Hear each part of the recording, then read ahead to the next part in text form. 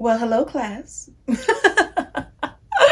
JK, hi everybody. Welcome back to my channel. It's your girl aw-peh, and I'm in Tokyo. Today, we're going to create this look while I share with you all 24 lessons that I had to learn in 2024. And some of them I had to learn the hard way.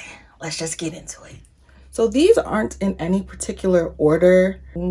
One of the lessons should have been to remember to keep up with my brows. Lesson number 1, quit fast and quit more often. Most of us were probably raised on the idea that quitting is bad and nobody likes a quitter. But one thing I really learned this year that I've been like preaching to as many people as possible is nobody likes a quitter, but quitters always love themselves. And at the end of the day, isn't it important to love yourself? Let me tell you something. I feel like that ideology has really kept me stuck in places that I didn't need to be in just because I didn't want to be seen as a quitter. I had to quit a job earlier this year. I just knew it was a job that was not for me, but I didn't want to be seen as a quitter to the point in which every day I would be going into work hoping that they would just fire me. But they didn't. Even when they had the perfect opportunity to fire me, they didn't. And that was just like, yeah, girl, because you gotta do this. You gotta jump out on faith. And you gotta believe that things are just gonna work out. But here's the thing about quitting that a lot of people don't care to interrogate, right? If you quit everything, okay, hold on. The sun is like passing through. It's not even 10 a.m. Why is the sun so high in the sky? Anyway, here's the thing about quitting. If you quit everything all the time, yeah, that's a problem. But if you're quitting things that you genuinely do not enjoy, that's the point. Why would you continue to do something that you don't enjoy? I feel like the idea of not wanting to be seen as a quitter has pigeonholed me into situations, into relationships, into places that I didn't want to be in, but I just couldn't leave because I didn't want to be seen as a quitter. Listen, quit fast, quit more. Because why would the sun be this high in the sky? Butterfly in the sky. I can fly twice as high. No, but why would the sun be that high in the sky? Okay, sorry about that. I had to wait for the sun to pass because that was a really weird thing that was happening. I'm pretty sure it's gone now. All I did was clean up my brows. Actually, I did more than that. I primed the Professional and then I cleaned up my brows with NYX Bear With Me. Same as usual. Oh, my neighbor's back. Okay, let's get into lesson number 2. When it comes into like wellness and fitness, you have to prioritize health over scale. I had been trying to lose a couple of pounds, which I have done successfully after trying many things, none of which worked long term. But when I got to Japan, obviously there's so much walking. Now walking I could do, that was fine. But going up all those steps truly humbled me. The first really big flight of steps I had to go over, I was just thinking to myself, girl, you're out of breath and it's one flight of steps. Like, old ladies are passing you. You are not as in shape as the scale is making you believe. And that was the lesson that had to be kind of beaten into me this year. The scale is not a reflection of your health or your wellness. It only tells you how much you weigh. That is it. It doesn't tell you if you could go up a flight of steps without huffing and puffing. It doesn't tell you if you could run a mile at any altitude without stopping. So for me, I kind of had to reimagine. It fell, but it fell on the back. We thank God. So for me, I really had to reimagine what my body goals were like midway through the year. And now I only take the steps, not only, but most of the time I take the steps and not the escalators out here in Japan. And I can do so without feeling winded. Let's get into this eye look. You know the vibes. Can they even see it? Yeah, you know the vibes. Lesson number 3, those who can't will tell you that you can't either. I remember earlier this year, I had some pretty lofty goals. And I remember like very casually mentioning them to people at work. And that's the crazy part. I wasn't even going into detail. And when I tell you the people at the job were trying to convince me that it couldn't be done, trying to convince me that the people who I spoke to, the professionals that I had spoken to who knew that it could be done were wrong. Like, when people see you doing something that they know that they themselves don't have the knowledge, the resources, the bravery, the courage, the faith to do, I think that they're just like their natural instinct is to just try to convince you that you don't have what it takes either. It's so fascinating to me because, and maybe it's because I'm not like a career hater, but I've never seen somebody doing something that I know I couldn't do and thought to myself, oh, that person also couldn't do it either. I would just be thinking like, I couldn't be me. And that's it. And keep it pushing. And even if I thought to myself, oh, that person definitely can't do it either, I don't think I would ever tell them that. What do I gain from that? There are people who it comforts them to make you feel as defeated as they are. You cannot listen to those people. It's also a huge reason why I don't always share my goals publicly. Yeah, I'm Nigerian and I always make the joke about, oh, my village people, evil eye, blah, blah, blah. But like, evil eye isn't always in the form of outright sabotage. Sometimes evil eye is in the form of people constantly telling you can't do it. Even if you know that you can do it, 10 people in your face telling you that you can't is it can be intimidating. And so that's why I just don't be telling people what I'm about to do until it's almost already done or until after it's done. I need to have the product 75% of the way done before I start talking about it. Otherwise, I don't need to hear the naysayers. Lesson number 4. Anti-blackness, of course, is a real thing, but it exists on a spectrum, and that spectrum matters. I recently talked about this on my TikTok channel, but as somebody who travels a lot, I think I travel more than most people, to be fair. Anyway, I know that anti-blackness is a global concept. As a Nigerian, I know that there have been times back in Nigeria where white people are treated better than Nigerians, or Chinese people are treated better than Nigerians. I know that there are instances of that. Anti-blackness is a global, epidemic phenomenon. Like, I don't even know how to quantify it. But on TikTok, I saw somebody say they were addressing Black women in America, and the person who made the video lived somewhere in Africa. It wasn't Nigeria, but I can't remember, but some African country. They essentially were like, oh, like, don't think leaving America is going to help you because anti-blackness is everywhere. And that's so true, but it made me instantly think of an epiphany that I had a couple of days ago. When I'm shopping out in Japan, obviously I cannot read kanji that well right now. So when I'm reading through labels, it takes me a very long time. And sometimes I will read through the label, decide I don't want it, or I'll get frustrated and stop reading and just leave. And I'll be like, oh my gosh, these people probably think I'm like loitering in their establishment, right? I realized that a lot of the pressure that I feel when I'm trying to read through labels in a store is because I don't want them to come up to me and try to help me. If you've ever shopped while Black in America, you know exactly what I mean when I say that. Okay. And I realized I was always tense when I went shopping out here because I'm still holding on to the trauma of being racially profiled when I go shopping in America. And if you know anything about like the relationship between stress, hypertension, and Black women, you know that it is one of our silent killers. So the tenseness that I always feel while shopping while Black in America, I don't need to feel out here in Japan. And I've noticed that slowly over time, I'm starting to let go of that unnecessary stress while shopping. Is this me saying that there's no anti-Blackness or racial profiling in Japan? No, it is me saying that if it's on a spectrum compared to the US, it's like night and day. As you age, there are certain things like hypertension that you do need to become more aware of. And you do need to worry about your stress levels.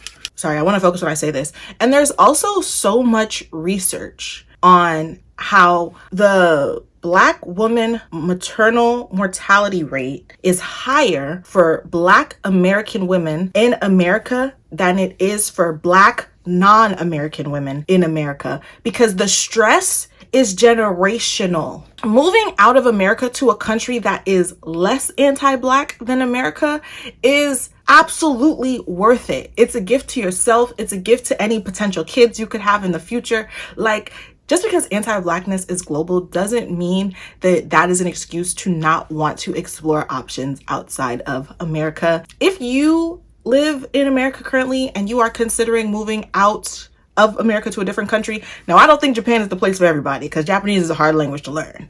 But if you're gonna learn it, I have several videos that talk about how you can move to Japan. And I'm gonna make a more in-depth one in the coming new year because I feel like a lot more people have been reaching out to me and asking me. So yeah, anti-Blackness does exist on the spectrum, but where you live on that spectrum makes a world of difference. On a lighter note, a more recent lesson that I've had to learn: almond milk prevents melted chocolate from hardening. You guys, I used to be a baker. Not like a professional baker, but I used to love baking, like in the house when I used to host, I used to love baking treats. I don't think I've ever had this issue, but I'm also like, have you ever melted down chocolate before? I don't know if I have. If you've been watching my videos, you understand why this is a very important lesson. Devastating to learn, but something I will never forget. I will be 183 years old, about to pass on into the next life. Those will be my closing words to my loved ones. Almond milk will prevent melted chocolate from hardening. A life lesson, truly. Lesson number 6. Japanese is hard, but it's so much like Yoruba, and it's totally worth it. But one thing I feel like, I've said this before many times and I stand on it, Japanese sounds so much like Yoruba. Sometimes it sounds like Yoruba and sometimes it sounds like Igbo. It's very Nigerian coded. It's a very Nigerian coded language. Okay, still on the subject of Japan and Japanese people. Lesson number 7, Japanese people are not inherently kind. And to be honest, I think the idea that Japanese people are just inherently kind is rooted in racism. I feel like I've talked about this in many videos, why Japanese people are not kind in my experience. They're not inherently kind in my experience, but for the lesson that I learned is that it's rooted in racism to think so. Now, to imply that Japanese people are just like inherently kind and always nice and always happy to help and always just sunshine and rainbows is actually quite dehumanizing. It robs Japanese people from experiencing their full range of emotions. Sometimes people don't want to be bothered to help someone else, and that's okay. Sometimes people have had a long day after work and they don't want to give you directions to the next kombini or the eki, and that's their prerogative. It's also like an infantilization of Japanese people, that they just don't have a care in the world, so they're just always nice. And I've listened to people talk about the kindness of Japanese people in a lot of different contexts, but what's so fascinating to me, so like in America there's this thing called like Southern hospitality, right? And hearing people talk about Southern hospitality and how people in the South are so nice and welcoming and warm, it's always so different than hearing people talk about, like, I hope this is the right color, than hearing people talk about kindness in Japan. And I can't quite put my finger on it, but I've definitely noticed people who kind of subscribe to the idea that Japanese people are just inherently nicer and kinder than, not nicer and kinder, just inherently nice and kind, often refer to Japan itself as some sort of like anime TV show. It's very weird. And like I said, it definitely feels like it's indicative of racism. And I'm sure that there are articles online that could probably prove my point if I did the research. Okay, lesson number 8.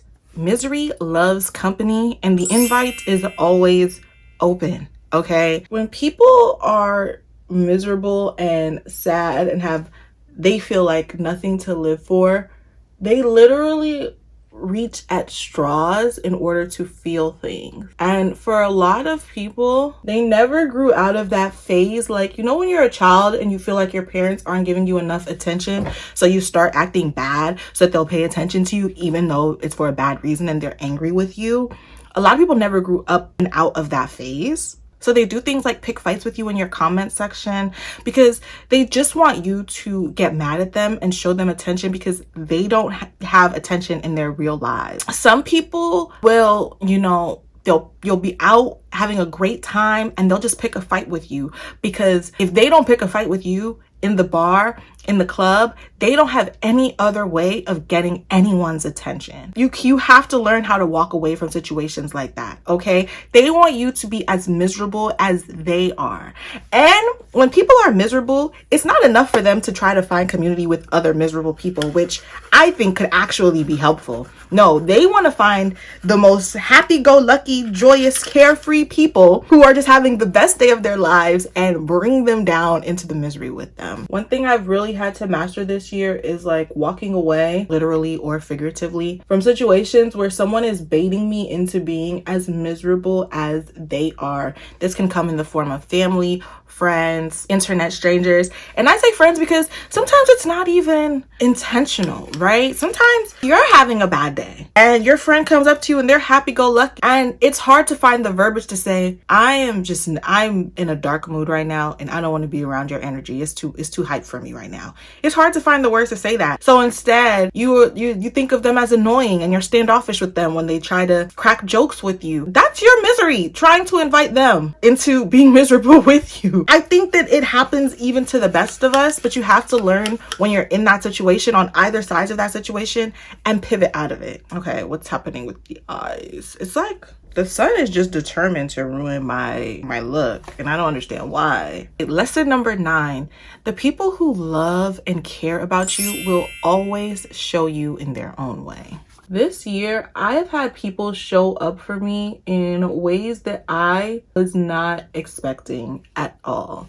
I mean, people who have let me know that they're thinking about me, people who have supported me, people who have come through for me, people who have just like anticipated my needs before I even knew that I needed them, in a way that has just made me so grateful to have people in my corner who are willing to pour into me, who are willing to support me, who are willing to believe in me even in times when I may not believe in myself. People who have just shown me like unprovoked acts of kindness, despite how long I've known them, despite how close we may or may not be. That was definitely the lesson that I learned this year. When people care for you, you're gonna know, you're gonna feel it. And sometimes it'll be people that you didn't even think had you on their radar anymore. Like people that you didn't even think still cared. They're gonna show you. Like there's no expiration date on caring about somebody, right? Even if maybe you don't talk every day, or it's been a while, or you just met, when you care, you care. And the people who care about you are gonna show you, and you're gonna know, and you're gonna feel the love. Okay, lesson number 10. You have to be the most important person in your life. Now, this isn't me telling you to be selfish, but at the end of the day, you are the only person that has to spend the rest of your life with you. You are the only person that has to be there until the very end. And so you have to prioritize you, not just you now, but you in the future. Are you going to be happy with the decisions that you're making in this season of your life 10 seasons from now? Are you going to regret choosing one path because you thought it would make someone else happy when you really wanted to take another path? I am so team compromise in a relationship. And when I say relationship, I don't just mean romantic, I mean platonic and with family. Sometimes you have to meet people where they're at, and that's okay. But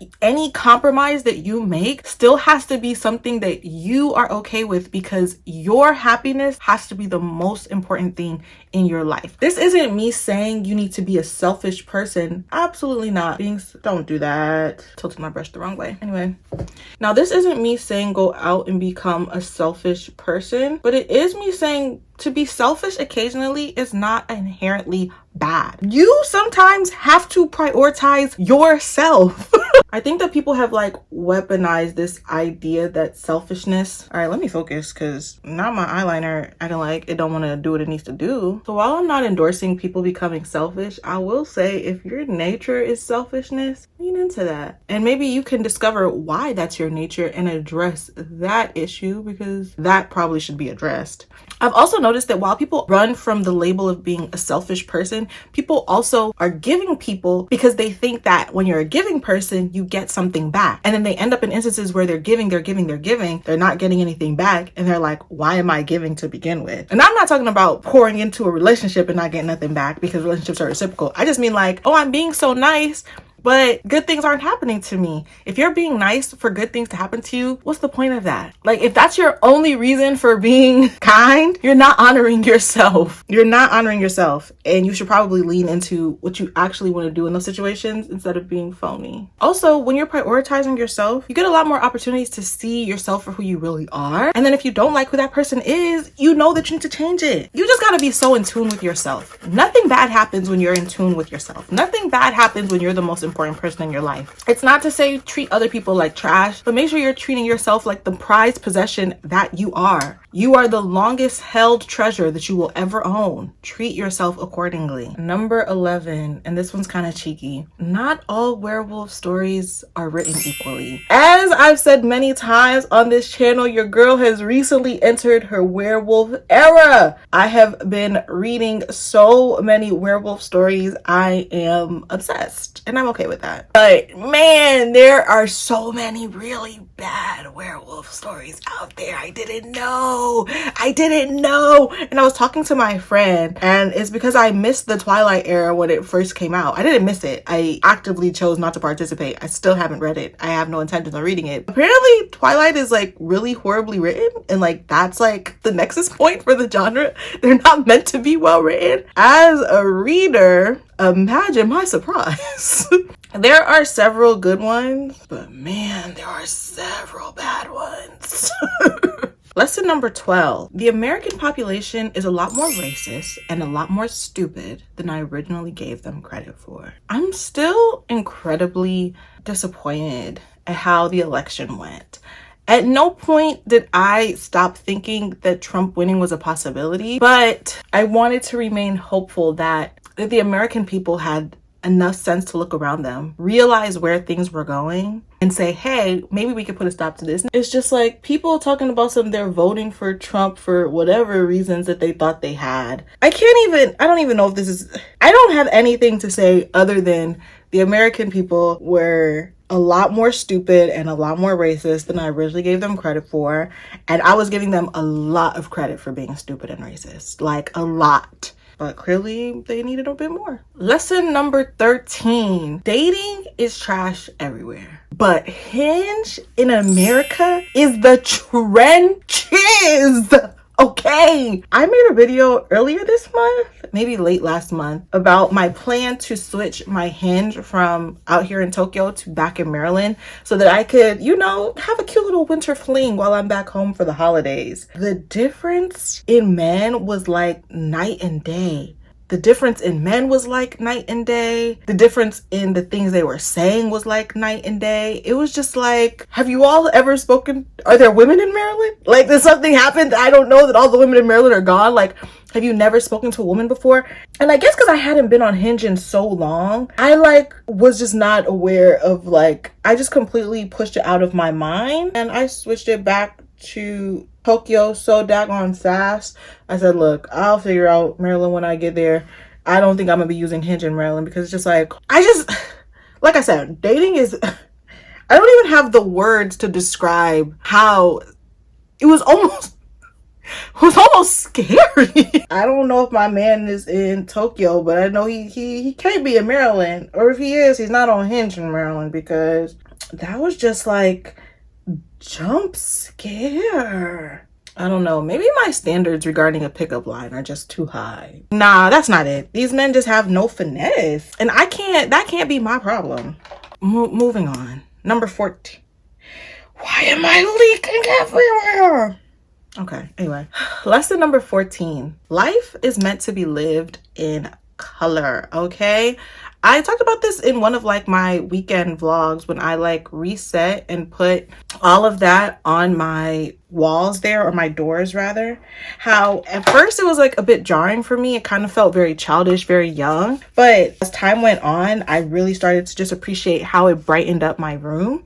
And then I started noticing that with like the way I've been dressing lately, I've been dressing in a lot more like muted tones, and I kind of miss bright colors.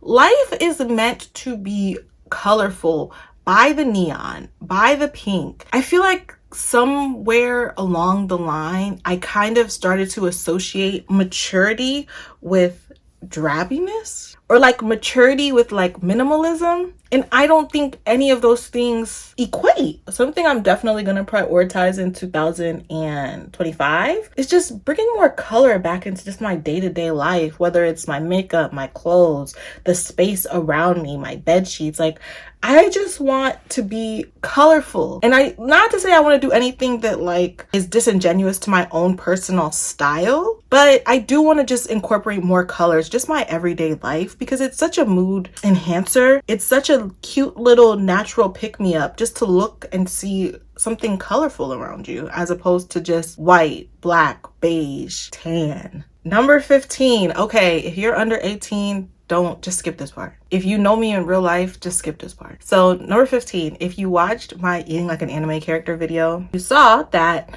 in between meals, I went to a sex shop in Akihabara. Now, I hate that sex shop. Apparently there was a basement level and there was like some inappropriate things in there, controversy, etc., etc. I will never go back. But I didn't know that when I went in there, and there were some things that were a little intriguing to me. But I quickly learned, had the harsh realization that me and toys, we do not go together.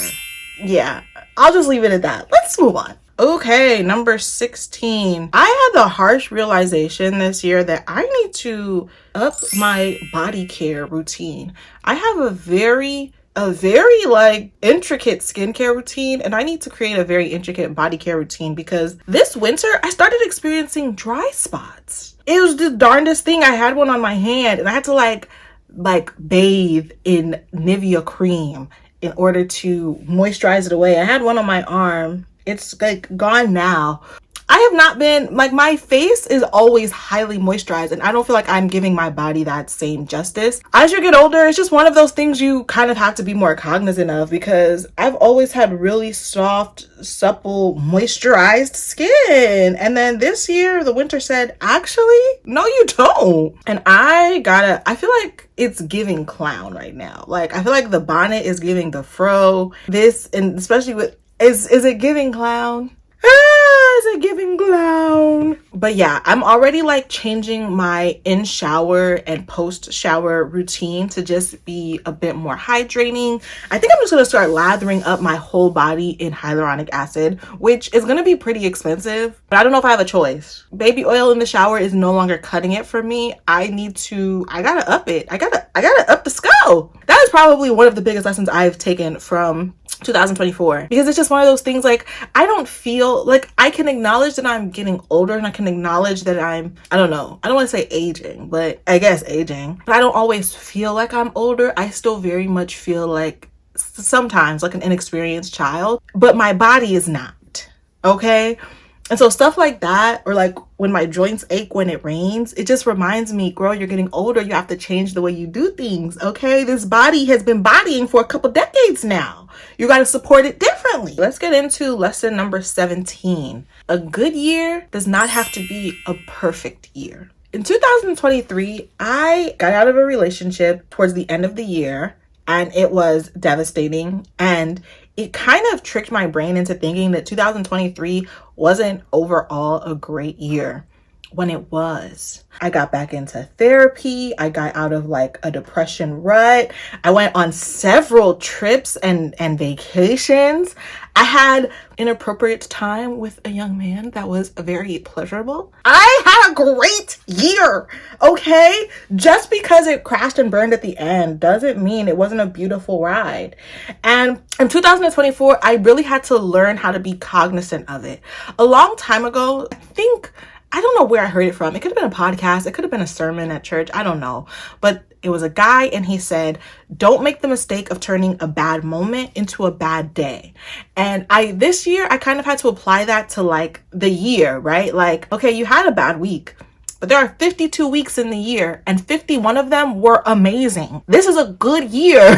Like, don't let this one bad week ruin your entire perception of how your year went. And I think that that's easy for us, especially when and for me, this is not the first time that's happened. I don't know why. I feel like the winter season is always when stuff falls apart for me. The winter season, 2019, I was supposed to graduate from grad school. They wouldn't let me defend my thesis, which was truly a tragedy because then I had to graduate in the summer, May 2020. Y'all know how that went. Whatever. It's something about the winter season. Broke up with my man before the winter. It's something about the winter season. I don't know. It's always something. Okay, but it can make you feel like the whole year was bad just because it's not ending on the same note, or just because something bad happens during the end, it feels like the whole thing was bad. And I don't think that that's true. I think something I used to do when quantifying like the quality of time was put way too much emphasis on how things end and not enough emphasis on how things were. My hope is that this year is the year that lesson finally sticks and I don't find myself obsessing over a few bad moments in an otherwise incredible year. Because 2024 was incredible, all things considered. I don't have many complaints about 2024, honestly. I moved to a whole different country. Like, I really don't have too many complaints about 2024. All right, let's get into lesson number 18. Everything happens in its own time. Now, this is a lesson I have heard many times before, but kind of always took it as hogwash. I had a powerful realization about myself. So for those of you who don't know, I'm on the road to monetization. I want to do YouTube full time, right? This is not my first time going down that road. I used to be monetized on YouTube a long time ago, years ago now. It wasn't that the channel wasn't taking off, because it really was. It was that I just couldn't put everything into it. And one thing that I realized this year was, if I would have went full steam ahead with content creation at that time, I would have become one of those people. It would have burned me out. Long story short, it would have burned me out, and I would have been showing up in a very phony, disingenuous manner. I would have done it for the money, essentially, because I didn't have any money. Doing content creation at this stage in my life, when I have money, when it's not like life or death, make or break, I need to make sure that everything pops so that I can get paid off of it so that I can eat, definitely takes a lot of the pressure off, and definitely allows me to approach it in a way that I don't think I had the wherewithal to do the first time around. Sometimes though, it's a little frustrating, because I feel like if I did this and that, I know that it would pop, right? But I also know doing this and that would be very disingenuous, and that's just not how I want to show up online. And I'm just trying to remember, you know, I did it once, I can do it again, and it's gonna happen when it's meant to happen. Maybe that's today, maybe that's tomorrow. It can't be any further away than tomorrow. Let's not get carried away, so no. but it'll happen whenever it happens, and I'm okay with that. What am I doing? I'm blending. Okay, let's get you blended a little bit better. Okay, lesson number 19. Vision boards actually work. 2024 was the first year I did a vision board in order to organize my goals for the year. I had done so many things in the past. I had done bingo boards. I had done mood boards, but I don't think I did them right. This year, I decided to do a vision board, and I really think that's what helped me keep my goals in mind throughout the entire year. Also, I didn't just do a vision board, I did a digital vision board, and I put it on my phone. This was the first year my lock screen wasn't a picture of me. I think since like the entire time I've had a phone. So that was definitely different, and I really believe seeing my vision for my life repeatedly throughout the year, every time I picked up my phone, is the reason why I was able to make a lot of those things come to fruition. If you haven't already, I have a pretty detailed video up about my 2024 vision board, everything that happened from it, and a guide on how to make your own. And I truly believe that's why my year was so like the things I've accomplished this year, like financial goals, fun goals, field goals. Like, I definitely think seeing it every day and doing the vision board in the way that I did it helped me achieve a lot this year. Lesson number 20. I need to be no more than 1 hour max away from open water at all time. I love being by the water. Maybe because I grew up like on a coast. I've only ever lived on coasts before, being in Tokyo, I could get to Yokohama Bay in an hour, but like I'm pretty far from like beaches out here. It's a very interesting experience because sometimes I just want to go to the water and just look out at it and like marvel at God's greatness, and not being able to do that, I don't know. I said this to somebody, a coworker, and she was like, oh, this explains your obsession with Kamakura. Because no one wants to live in Kamakura but me, apparently. But I'm like, oh, maybe. But I just love open water. It's probably also why, if you watched my vlog when I went to Yokohama Bay, I was like, I should move to Yokohama. Because the water is there and it's so beautiful. Like, I don't know. You know when Moana says there's a line where the sky meets the sea and it calls me? I feel that. Like literally when I heard that song, I started crying because I've always felt that. Like, it's so interesting. Next year, I'm going to restart my apartment journey. I got to be closer to some water for sure. Why do I feel like something's missing, but I don't know what it is? That's so weird. It's an unsettling feeling to feel about your makeup. Lesson number 21. I want more because I'm supposed to have more. When I think about the life that I want to live, sometimes I wonder if it's too ambitious, if I just want it because of maybe things that I've seen in my childhood. Maybe I'm being like ungrateful, maybe I'm supposed to be happy where I'm at. But something that's in the Bible that I try to always keep in mind is God wouldn't give you a desire if he couldn't give it to you. And so when I say that I want more, and when I say more, I just mean like enough money to vacation whenever I want. And I do mean whenever I want. A man that is gonna be down bad for me and not be like one of these raggedy men that are available to me currently. You know, like just things like that. Like sometimes I'm like, maybe I'm asking for too much, but then it's like, no, like these things are on my heart. No matter what I do, no matter where I go, these are the things that are important to me. I'm not like, oh, I have to have this designer bag, this type of car. It's just, I want to be comfortable. I want to have nice things. I want to have things that last. And it's like, yeah, and these desires are on me because I'm supposed to have them. And you know, once I get my faith together, God's gonna give them to me. Or maybe he'll give them to me before. Let me not limit his timeline. Look. One thing I'm gonna try to stop doing next year is stop gaslighting myself into believing that the things that I want are too much for me to have. That's not true. Lesson number 22. You guys, I've been yapping. 22?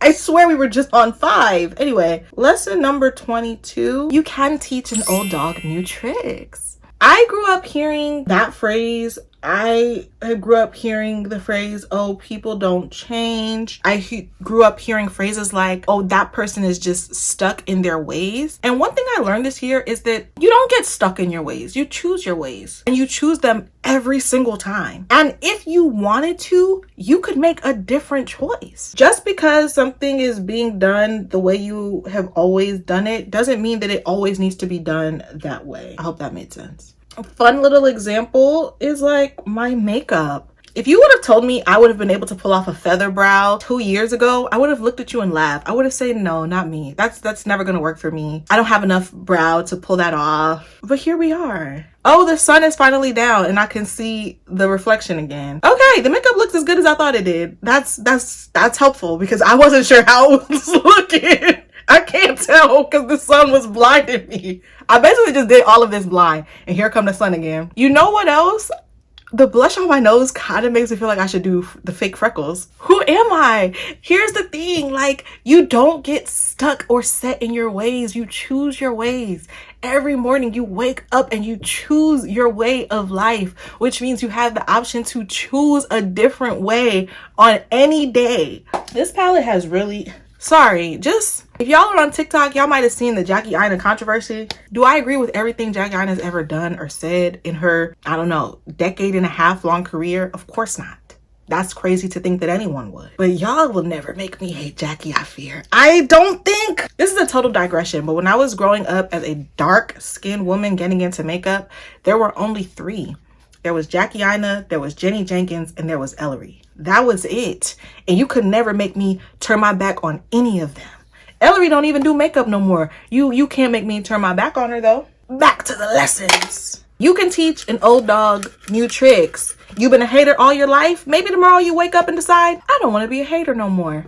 Bam. Or maybe you don't hate enough. Maybe you ain't never got to hate before. You want to hate a little bit more. Try it on tomorrow. See if you like it. Okay? The world does need haters. But yeah, you have free will. You can choose whatever way of life you want to live. You are not set in your ways. You're not stuck in your ways. You're choosing your life. These clean lashes.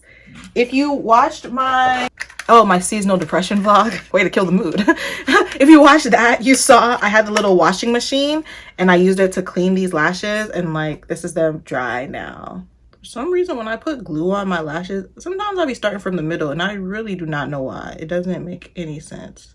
Maybe that's what's been ruining these Jones. Okay, where are we? Penultimate lesson of the year, lesson 23. I am exactly who I think I am. I talked about this in my end of year ins and outs video. Literally, it's not even about being cocky. It's just like taking stock of what I've done, how I present, who I am inside. There's so much for me to be proud of. there's so much for a hater to be mad at. So why do I be shocked when the haters be mad? It's really doesn't add up.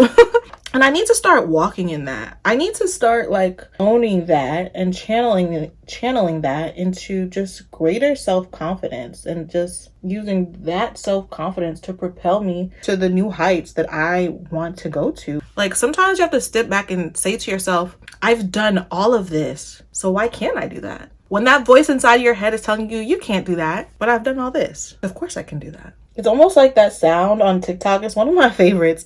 It's like, how hard can it be? Boys do it. That girl ate with that, I fear. Really tapping into my confidence, not just in one particular aspect of myself, like not just being confident in my looks, not being confident in my intelligence or my personality. It's like just being confident in who I am as a person. I am exactly who I think I am. You know, I'm a 10. I'm a 10 in friendship. I'm a 10 in family. I'm a 10 in romance. Like, is there room for improvement? Of course, always. But since nobody is perfect, the grades are done on a sliding scale.